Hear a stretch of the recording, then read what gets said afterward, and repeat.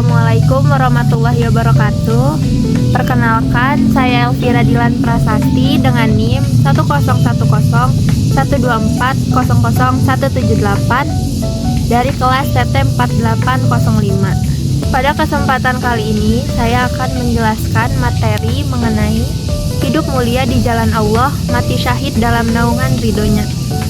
Hidup mulia dan mati syahid adalah dua konsep yang sangat agung dalam Islam.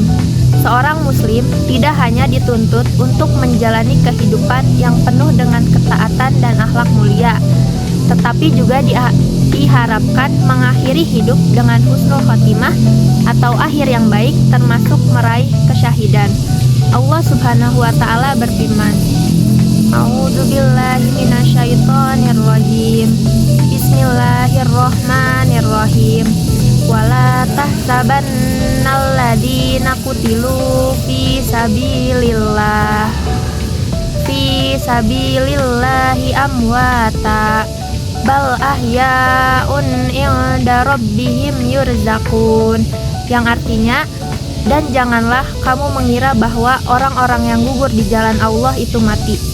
Bahkan mereka itu hidup di sisi Tuhannya dengan mendapat rezeki. Quran Surat Ali Imran ayat 169.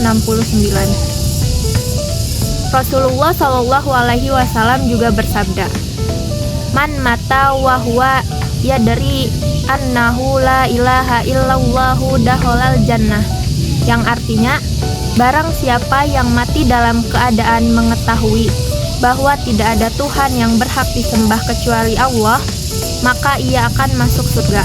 Hadis riwayat Muslim. Baik, yang selanjutnya kita masuk kepada isi materinya. Untuk yang pertama, makna hidup mulia dalam Islam. Hidup mulia dalam Islam adalah hidup yang dijalani dengan penuh ketakwaan, keikhlasan, dan berpegang teguh pada syariat Allah.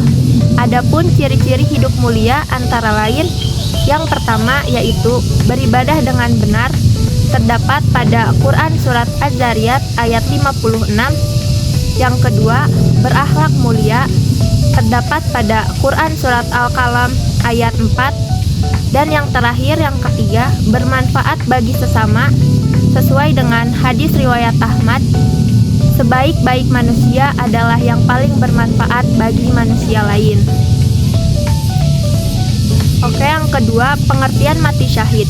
Mati syahid atau syahadah adalah meninggal di jalan Allah dengan sebab tertentu, seperti berperang membela agama, meninggal karena penyakit menular, atau terbunuh karena mempertahankan hak. Adapun jenis-jenis mati syahid yaitu, yang pertama, syahid dunia dan akhirat atau mati dalam peperangan di jalan Allah.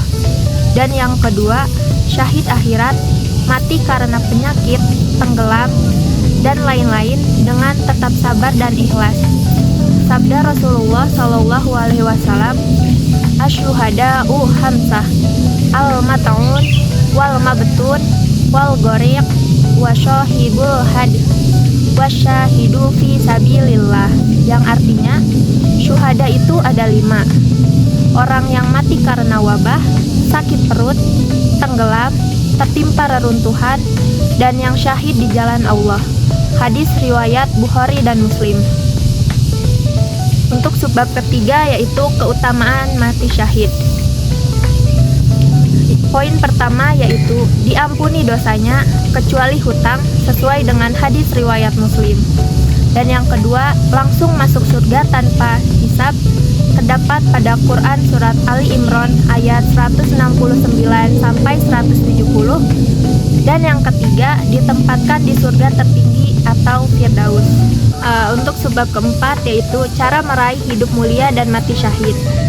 Pada poin pertama yaitu ikhlas dalam beramal, terdapat pada Quran Surat Al-Bayyinah ayat 5. Dan yang kedua, menjaga ketakwaan dan keistiqomahan, terdapat pada Quran Surat Fusilat ayat 30. Dan yang terakhir, bersungguh-sungguh dalam jihad fisabilillah, terdapat pada Surat At-Taubah ayat 111.